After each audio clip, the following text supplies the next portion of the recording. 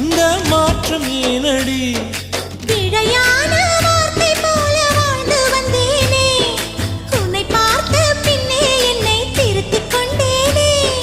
புரியாத கவிதை போல வாழ்ந்து வந்தேனே, அவையாவும் முந்தன் கண்ணில் அர்த்தம் கண்டேனே.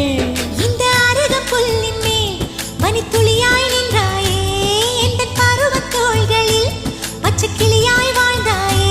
என்னை துளசி செடியாய் சுற்றி வந்தாயோ, கண்ணால் பார்த்து பார்த்து வெற்றி கண்டாயோ.